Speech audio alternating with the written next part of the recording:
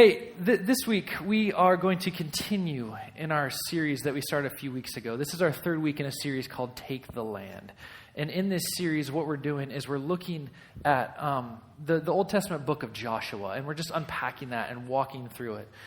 And something Brad's been saying, if you haven't been here, something Brad's been saying in this series, as we've looked at Joshua 1, is this. He's been saying, our lives will move in the direction of the promises we believe to be most true.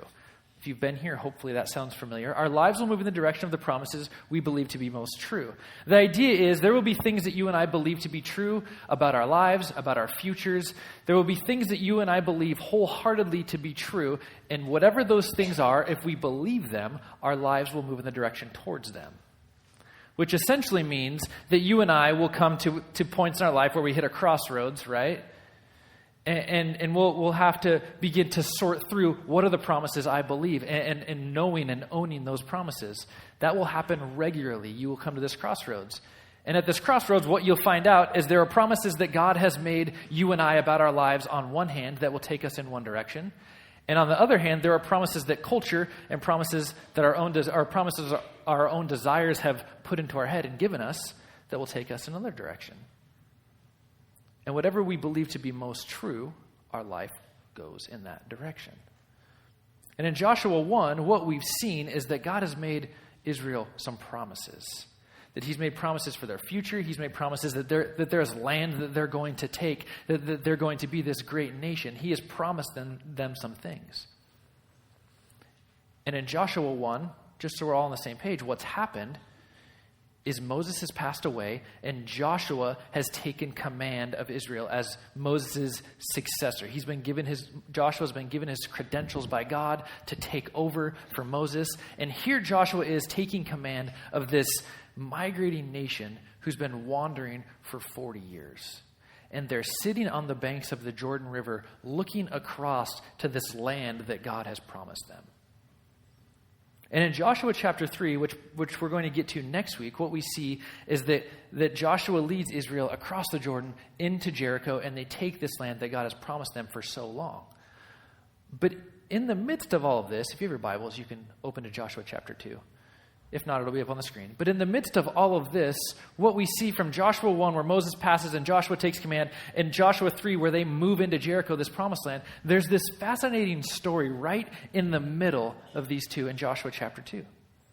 And it's this story about two spies and a prostitute named Rahab. And so we're gonna jump in, and we're going to start in verse 1. It says this in Joshua 2, verse 1. And Joshua, the son of Nun, sent two men secretly from Shittim, not to be confused with anything else, as spies, saying, "Go, view the land, especially Jericho." And they went and came into the house of a prostitute whose name was Rahab, and lodged there. So what's happening here is Joshua is needing some final military intelligence, right? He just wants to be sure before they cross over that he knows what is over there, what's waiting for them. And so he sends these two spies dressed as foreign travelers into Jericho. And he says, go and get some intel and come back and tell us. And these two men, they end up going to this prostitute's house, this brothel of sorts. And really, I understand on some level what they're doing because I think this is really the perfect cover-up for these guys as they go into this brothel, into this prostitute's house. Because the king's men, the authorities of this time, were very used to seeing random men going in and out of this prostitute's house, traveling men, uncommon men going in and out of this prostitute's house. So here are these two spies, and they end up going into there because they needed to remain anonymous. It was important. Their life depended on them just getting lost in the crowd, just being some other guys in the city. And so they go into this. So what we see is these two men need to remain anonymous. These two men of God strolling into this brothel of sorts. And look at what happens, and we're going to go from verse 2 to 7. It says this, "And when it was told to King Jericho, behold, men of Israel have come here tonight to search out the land." So the king gets word that there are two spies in his land. "Then the king of Jericho sent to Rahab, saying, 'Bring out the men who have come to you, who entered your house, for they have come to search out all the land.' But the woman had taken the two men and hidden them. And she said, 'True, the men came to me, but I did not know where they were from. And when the gate was about to be closed at dark, the men went out. I do not know where the men went. Pursue them quickly, for you will overtake them." But she had brought them up to the roof and hid them with the stalks and flax she had laid in order on her roof. So the men pursued after them on the way to the Jordan as far as the fords, and the gate was shut soon after the pursuers had gone out. So the king of Jericho, he gets word that there are these two spies who were in his city, in his town. And obviously, if there are spies there, what that tells him is there is someone who's looking to invade. They're getting intel. They want to invade. They want to attack. I need to do something about this. And so this king says, you need to find those spies. Go get them, man. Find them and don't let them report back what they've seen. And so what we see is these king's men, they go and they start knocking on doors, and they end up knocking on Rahab's door. And they say, "Where are they?" And she says, "Where who? Where are the men? Where are the spies?" And she says, those men, yeah, they were here, but they left. They left before sundown, before the gate was closed. Now, every night, what would happen is Jericho was a city that was built, had a wall around it, and there was a gate in and out of Jericho. And every night, a little after sundown, the gate would close. And so if you lived in Jericho and you left your town, your city for a little bit, you went outside the gate and you came back at night and the gate was closed, sorry, you're not getting in. They're not letting you in at all. You're sleeping outside of your city for the night. That's just the way it worked. I'm going to institute a law like this with my boys when they get older, right? Log on the doors at 10. You don't come home, go somewhere else. It'll backfire. So Rahab tells the guards, I don't know where they went. They left before sundown, before the gate was closed. But if you go now, get the posse, gather everybody up, you can go catch them. You'll catch up to them. So the king's men, they take off in pursuit after these two spies, and the gate is shut behind them. Now, before we go any further in the text, I think it's worth pausing and noting and observing something pretty important that's happening here. Because I think we need to not miss this reality that God has a way of working through very ordinary and very, very unlikely people. God has a way of working through very ordinary and very unlikely people. Personally, I take tremendous encouragement from that fact, right? That God doesn't only depend on the most influential men or women. That God doesn't only depend on the most charismatic or the most well-spoken men and women. That God doesn't depend on the most relevant leader of the time only to get his word or do his work. Speaking today's language, that God doesn't depend on the most hipster leader or pastor, right? He finds ways to use ordinary people, unlikely people, to do his work. Let me illustrate it this way. There are a couple of guys from my past who have had a really profound impact on my life. There's one guy in particular. His name is a guy, Aaron Baltzell. And I say that name and you go, who is that, right? I say this name and you guys don't have any idea who Aaron is. It's not a household name. He's not familiar to you. He's not a big deal in Spokane. Aaron, he lives here. He's grown up here. He's in his late 30s right now. And he's just a normal guy. Okay, Aaron he's actually really old school because Aaron doesn't have social media accounts. He has an email, I think because work forces him to have an email. And he's like that kind of guy, right? Kind of like Phil a little bit. Sorry, Phil. He doesn't have a smartphone. He has one of those dumb phones, and he doesn't have texting on this dumb phone, and that drives me crazy because I'm like, man, I just want to text you. And he's like, sorry, man, you got to call. I'm like, I'll pay. I offered one time to pay for a year of texting for him on his dumb phone. He's like, nope, you got to call me every time. I'm like, you guy, right? The joke I have with Aaron is like, hey, when I want to get a hold of you, just look for the pigeon. It'll be coming, right? Because he's old school. When I was 16 years old, I was a 16-year-old punk. And I found myself at this Young Life camp called Malibu. And I met this guy, Aaron, for the first time. And Aaron just began caring for me and began taking an interest in my life. And he was kind of just there, right? And there was something about Aaron when I sat back and thought about it that it was cool. Aaron was cool, and I wanted to get to know Aaron. It's like he had Jedi mind tricks over me because I was like, I want to know more about this guy. What's his deal? And so Aaron, he was just around. And over time, we kind of developed a little bit of a friendship. And when we got back from Malibu, this week-long camp, we got back, Aaron was calling and saying, hey, when are your games? When are your sporting events? Can I come? Can I show up? Can I be there? Well, hey, why don't you get your friends together? Let's go hang out. Let's go play baseball. Let's do this. Let's do that.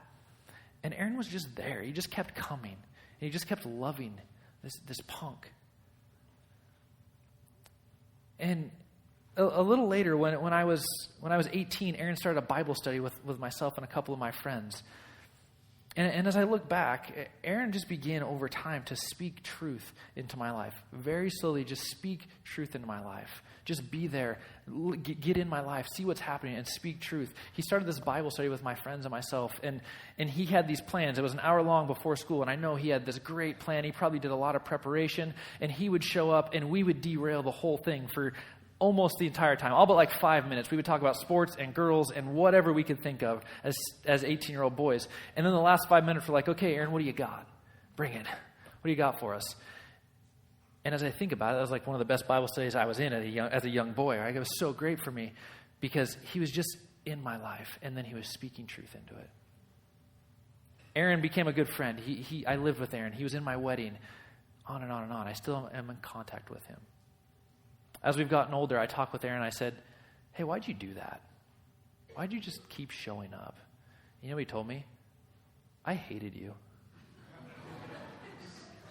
You drove me crazy, is what he said. But I kept showing up and I kept coming because God said I need to show up and I need to love you.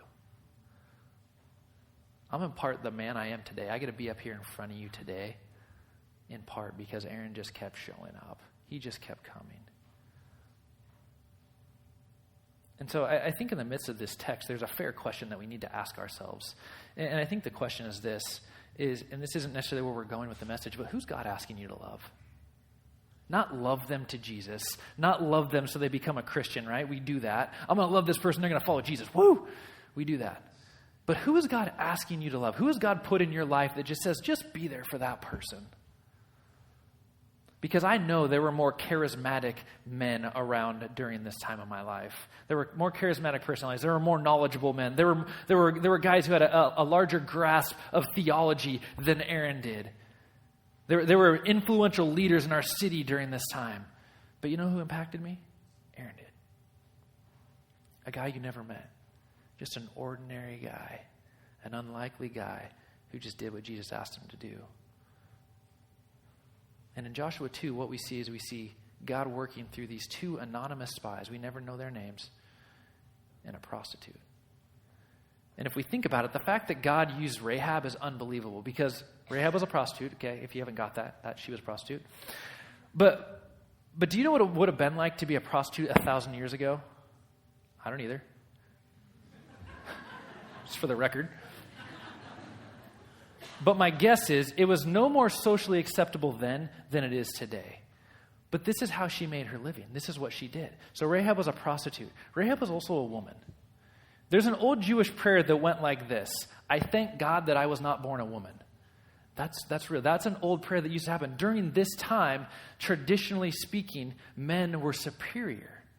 And so Rahab was this woman who God used. This was a time that the attitude towards women was much different than today, right? Just for the record, men and women were all created equal.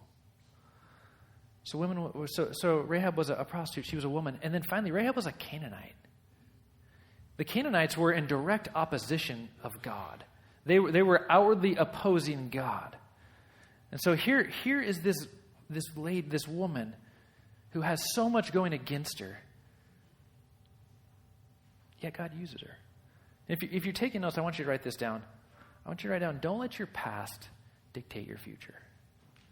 Don't let your past dictate your future. Because Rahab could have built an incredibly large portfolio for why God shouldn't, why God wouldn't, and why God could not use her, right? We can see it plain as day. You and I, some of you in this room, you have built a portfolio for why God can't, why God couldn't, why God wouldn't use you. And what I want you to hear this morning is you need to not let your past dictate your future because God has big plans. Let's go back to Joshua 2. Rahab tells the spies, she says, go hide on the roof. And then the king's men come and she sends the king's men out. And then Rahab goes to the roof and begins speaking with these spies. And that's where I want to pick up the story. It's in verse 8. It says this. It says, before the men lay down, she came up to them on the roof and said to the men, I know that the Lord has given you the land. I want to pause there for just a second, because this word Lord that she has used, that is written right here in Joshua 2, is pretty unbelievable. Okay, this word Lord isn't like the word Lord that we're used to. It's a word Lord that was very uncommon. Jewish leaders often wouldn't even speak this word in this translation that Rahab is using. It was often just written. And within this text, as they translated it and wrote Joshua 2, the word they chose to represent what Rahab was saying about God was this word Lord, which essentially is the highest name for God. And it literally meant the existing one. And Rahab is saying here to these two spies, I believe that God, the name above all names, the existing one, is giving you this land. See, Rahab had a pretty unbelievable understanding of God in these moments. We'll come back to that. Let's continue. I know that the Lord has given you the land, verse 9, and that the fear of you has fallen upon us, and that all the inhabitants of the land melt away before you. For we have heard how the Lord dried up the water of the Red Sea before you and came out of Egypt, and what you did to the two kings of the Amorites who were beyond the Jordan, to Sihon and Og, whom you devoted destruction. So Rahab saying, I've heard about what your God has done. And as soon as we heard it, our hearts melted, and there was no spirit left in any man because of you. For, and now she uses an interesting combination of words, the Lord your God, he is God in the heavens above and on the earth below. What she's saying is, for the Lord your God, for the great existing one, who is the ruler of all. What's happening here is amazing, because now you have this prostitute woman who was not following Jesus. You have this prostitute woman who begins to profess that these men's God is the only God. And she's saying, I believe that your God rules over the Canaanite God. I believe that your God rules over my household God. I believe that your God rules over every other God that has ever lived. And as she sat on the rooftop with these two foreigners, I think there's some things that you and I can pull out of Rahab's faith. Because some of you, like me, if you're like me, you like your life to be very neat and tidy, right? You don't like to operate you don't like your security to be shaken. You don't like operating in chaos. You like everything like this. You have your week. You plan out your week. You plan out your meals. You do this. You do that, right? Some of you ladies, I know you're shaking your head. Guys, I know you do the same thing, even though you're not shaking your head, okay? Just for the record. We do this. We like our life to get all neat and tidy and perfect, and this is my plan, and this is how it's going to work, and this is what we're going to do, and this is how everything's going to come together perfect.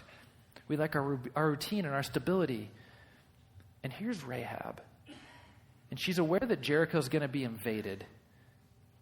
And she's aware of what God's done in the Red Sea and with the Amorites. And she knows all of these things. And so surely as Rahab sits on this roof with these guys, there's a component of fear that is driving this conversation in Rahab. But in the midst of the fear, Rahab has this openness to the truth.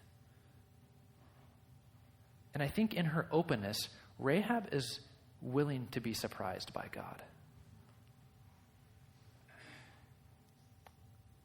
Some of us, we're not so willing to be surprised by God. We've worked so hard to get everything in symmetry and perfect calm, zen. We've worked so hard, and we did this and we did that, and everything is just as it should be. And so we're not so comfortable with God showing up in the middle of it and surprising us and shaking up our world. That's the last thing we want. We don't want God to come in and just mess it all up. We work so hard to get it the way we have it. And maybe it's because she was a prostitute and she was looking for a better life. Maybe Rahab was an open-minded person who saw a need for change in her life.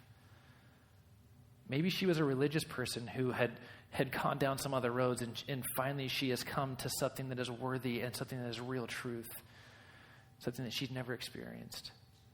Maybe it was just these two spies that showed Rahab attention and talked with Rahab and didn't just look to her for her body, and she'd never experienced that before.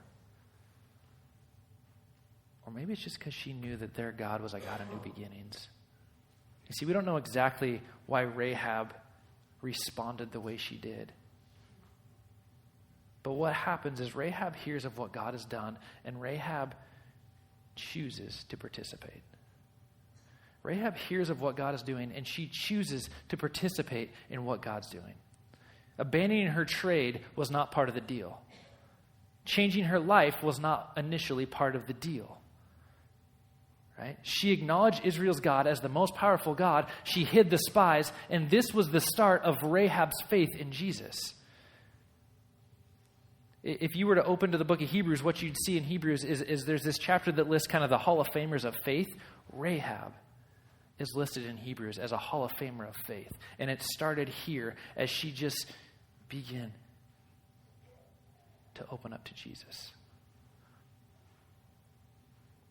And as she did this, you see, Rahab wasn't scared off by God coming in and changing things up. She wasn't scared off by the chaos that could ensue from her, a Canaanite, following Jesus. She wasn't scared off by any of that. Rahab chose to align her life with God. And as she aligned her life with God, she also was choosing to eradicate her life of old gods.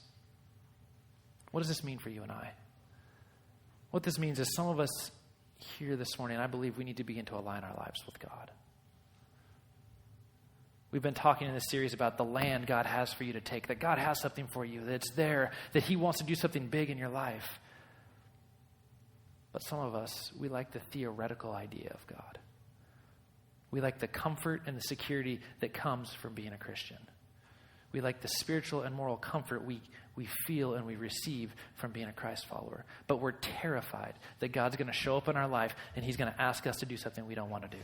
That we're terrified that God is going to unwelcomely show up in our life and change things all around and flip the script on us. Let me ask it this way. What would happen if God showed up and you heard very clearly, it was like one of those aha moments, that you heard the voice of God. The heavens opened up, the voice of God spoke to you, and he said, I want you to move out of Spokane tomorrow. Some of you are like, boom, been waiting for that day. Woo, I'm out of here. But truly, what would you do? You hear very clearly, and God says, you're out of Spokane. This is the land I have for you to go somewhere else. How do you respond? Because most of us, albeit we don't say it externally, we don't say it verbally, but most of us say, God, I love you. God, I want to follow you, but God, don't make me do that. God, I love you. God, I want to follow you, but don't make me give that. God, I love you. God, I want to follow you. I want to devote my life to you, but don't ask me to do that. You see, some of us, we need to begin to align our lives with God and actively participate in what he is doing, right? Because he has things, he has plans, he has purpose for you, but you're not going to experience those plans, those purpose, unless you begin to align with him. Some of us, we need to do that. Others of us, we align pretty well. We're like, yeah, it's fine. God wants to come in and shake my world up. That's cool. I'm out of here. He wants to send me somewhere else. I'm all good with that.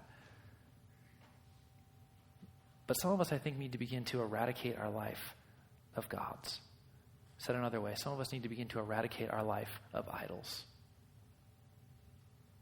Whether you realize it or not, every one of us in this room, we're worshipers, right? And you're like, duh, bro, you sang some songs a little bit ago, right? But we're worshipers, right? Whether you're a Christian or not, you're a worshiper. Whether you're an atheist, a Buddhist, an agnostic, whatever it is, you are a worshiper. You and I were created to worship. That's how we were created.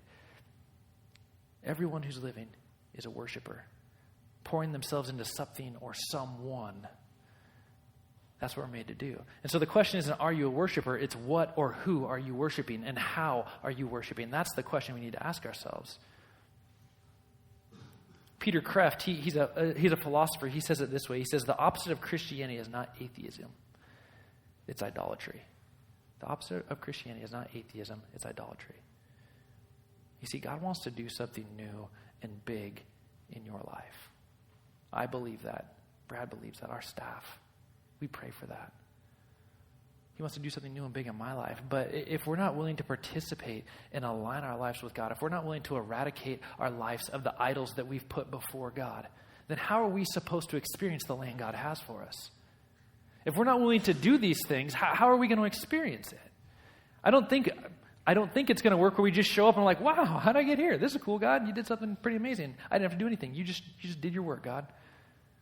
I'm in this new place. I've taken the land that you had for me all of a sudden.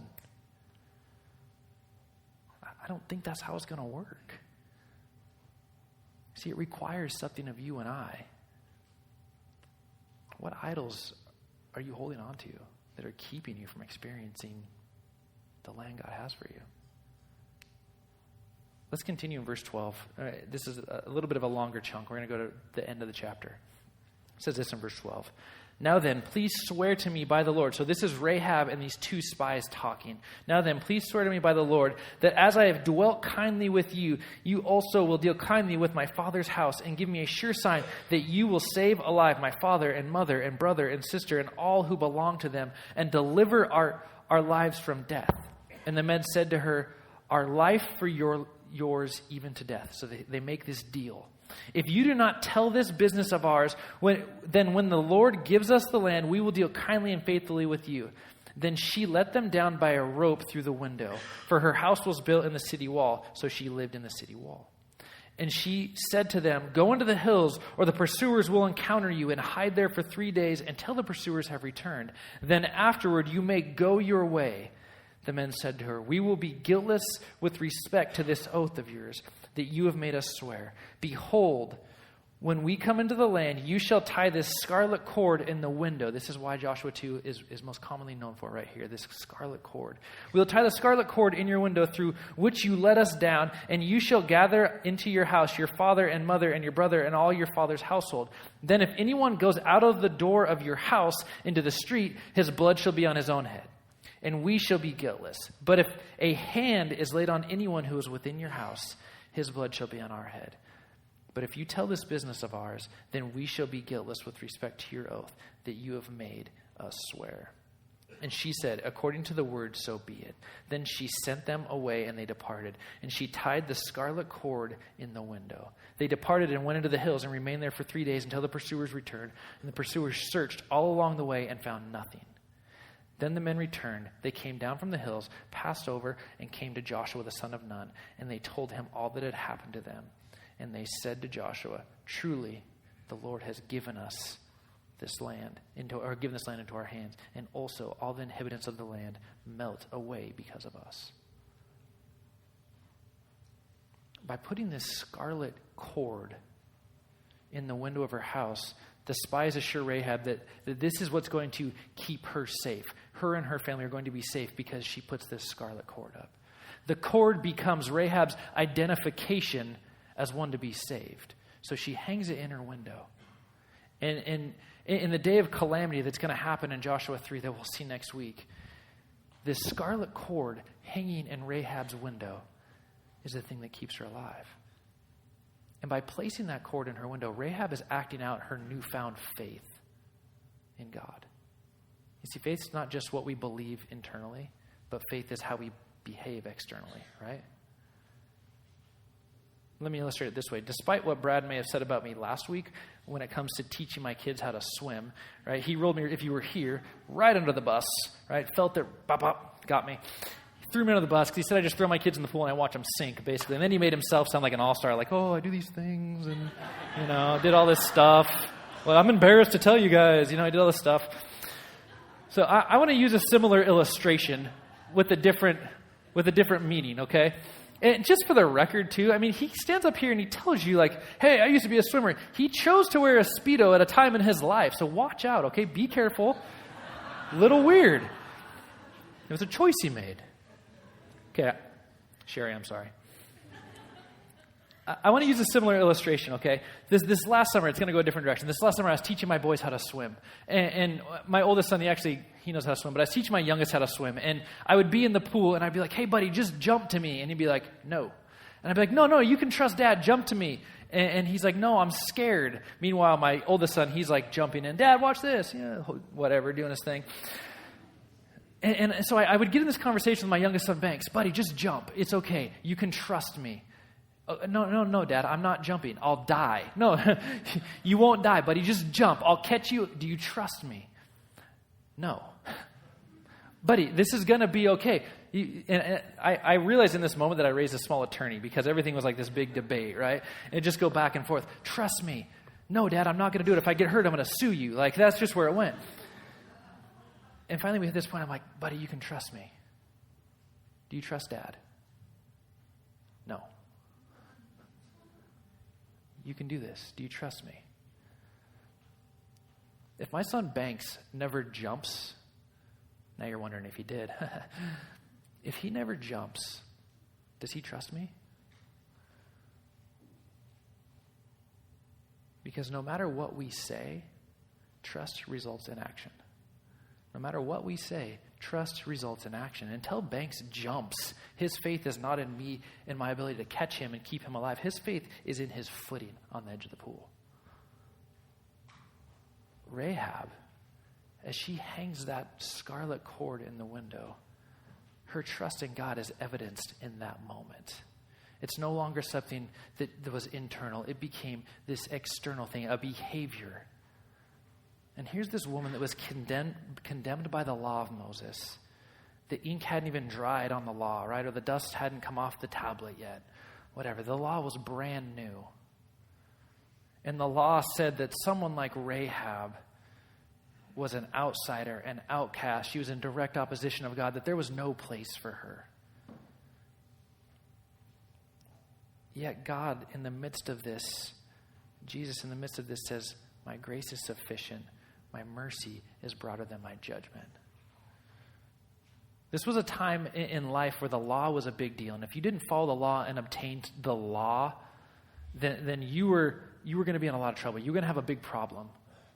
And in the midst of this law that is so new, God, the same person who created this law, says, my grace, my love, my mercy are sufficient. They're large enough, they're broad enough to not only save you, Rahab, and this is where this story gets kind of cool to me, that God doesn't only save Rahab because of his love, mercy, and grace, but he included Rahab in the lineage of Jesus. Rahab, this prostitute, is included, if you look back, in the lineage of Jesus. How can that be? Anyone here like to look up your family history? Like that's really, like you do that. Like I like digging into my family history. There's a couple people, right? You like looking into it and seeing who like, oh, look, my great-great-great-great-great-great-grandma was a Cherokee princess. Cool. Well, congratulations. You know, like what does that even mean? I don't know. You got a little Cherokee princess apparently. But people like to do that. We like to look into our family history. My mom loves to look into family history. That's what she does. She likes to look into it and see all these things and tell me all this irrelevant information to my life. At least that's how it feels.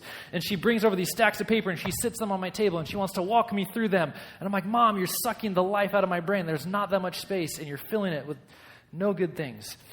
And so she likes to do this. Mom, if you watch this online, I love you. You're a saint. Okay, just in case. But she would do this. This is the same reason most of us, we don't like to look into our family history, right? Like maybe a couple generations back is interesting to us, but when it gets too far, it's like, this doesn't really matter. This is the same reason that you and I, when we come to Matthew chapter 1 in the genealogy of Jesus, we look at it and go, okay, let's move to chapter 2, right? How many of you do that? How many of you skip over Matthew chapter 1, the genealogy of Jesus? You guys are liars. I know. I do it. We come to Matthew chapter 1 and we just go, man, that's a lot of names that are irrelevant to me. And we skip over it. But I want to connect a couple of quick dots, and we're going to be finishing up in just a moment. A couple of dots about Rahab in the lineage of Jesus and what this means, okay? And so I'm going to read it. You don't have to go there. Matthew 1 through 6. It says this. It says, the book of the genealogy of Jesus Christ, the son of David, the son of Abraham. Abraham was the father of Isaac, Isaac the father of Jacob, and Jacob the father of Judah and his brothers, and Judah the father of Perez, and Zerah by Tamar, and Perez the father of Hezron, and Hezron the father of Ram. That's a mean name right there. I'm Ram. And Ram the father of Abinadab, and Abinadab the father of Nahshon, and Nahshon the father of Salmon, and Salmon the father of Boaz by Rahab. And Boaz, the father of Obed by Ruth, and Obed the father of Jesse, and Jesse the father of David the king. And right there in the lineage of Jesus, we see this prostitute Rahab. Cool. What does that mean? What does this mean for us? What this means for you and I is that God doesn't care what you've done. God doesn't care what your past looks like. God doesn't care the life that you've lived up to this point. Because the grace of Jesus is far bigger than anything you've done. He looks at a person like Rahab, who was in direct opposition, who based on everything, she was an outsider. She didn't belong to be a Christian, let alone per se, based on the law there at this time, let alone included in the lineage of Jesus. And here we are, and we see that God is a redeemer. And that this female, this woman who everybody said, you don't have a place, you're an outcast, you're an outsider, God says, come on in. You see, our God's a redeemer. And Rahab is included in the lineage of Jesus like men like King David. In the Gospels, it's good news. It's not good advice, right? Therefore, it's about what God has done for us. And what that means is that not even the greatest in this room, not even the greatest person does not need the grace of Jesus. And not even the worst, not even the lowliest person cannot receive the grace of Jesus. Because in Jesus and only in Jesus do we see a prostitute and a king seen as equals. Male and female, Jew and Gentile, moral and immoral. If you accept, and I don't want to assume that we have all accepted Jesus, but if you accept Jesus and you accept his grace, prostitutes and kings are seen as equal. And that's amazing.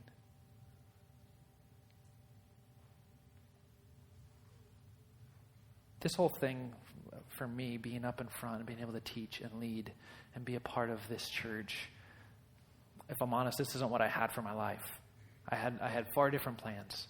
When I was 20 and 21, I was heading in a direction. I was going to do my thing. I had a career all planned out. My life was figured out. We talked earlier. I had it all sorted out, right? Had it all handled. And I was going to have a great career. Everything was going to be good. I would go to the church and maybe I'd serve a little bit. But there came this point in my life where God showed up. And I came to that crossroads. Remember that crossroads we started with? And I had to choose, do I trust and believe the promises of God in my life? Or am I going to go my own way? And I'll be the first to tell you that it hasn't been rainbows and unicorns, right?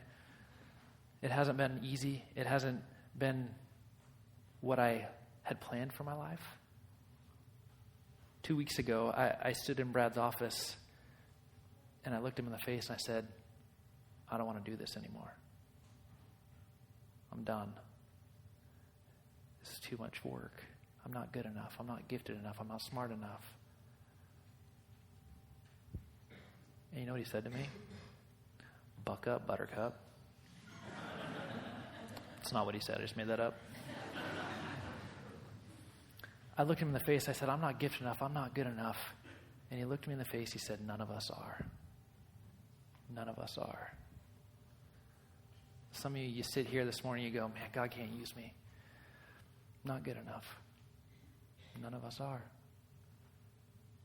But God has plans, and God has land, and God has things that he wants to do in your life. And until we begin to not allow our past to dictate our future, until we understand that what's happened, what we've been, who we were, doesn't define who we are in Jesus, until we begin to align our lives with God and eradicate the idols of our life, we don't get to experience everything God had for us. And so my prayer this morning is that we would be people that get to experience everything God has for us. Something we've been saying in this series is God has land he wants you to take. God has plans for you. There are people, I know for sure, there are people in your life who are going to experience a better future, who are going to experience Jesus, who are going to experience a life they could never dream of for themselves because of what Jesus is doing in you. But you have to let God work. Amen? Will you pray with me?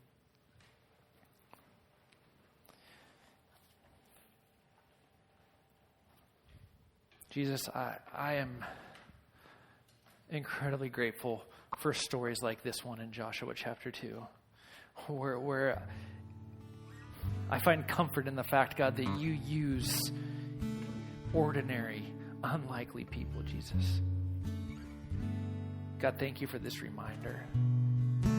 God, thank you that there aren't a handful of prerequisites that we have to come and experience your goodness. You say, just come and be a part and experience my grace and my love and the plans I have for you. God, I pray for myself. I pray for my friends here this morning that we would be people, Lord, who don't allow what we've seen, what we've been told, what we've experienced, the lies we've believed, Lord, to dictate what we can be in you, Jesus. Jesus. I pray that we would be new people, that we would be people with purpose and people who are excited to go out and live and fulfill your plans, Jesus. God, thank you. Thank you for your word and the encouragement it is, Jesus. We love you, Lord. In your name we pray. Amen. Will you stand with me? I think the challenge is there, right? We know the challenge. Let's go out and let's let God work through the ordinary and the unlikely this week. Amen. All right. That's it, man. You guys have a great week. Thanks for coming. Love you guys.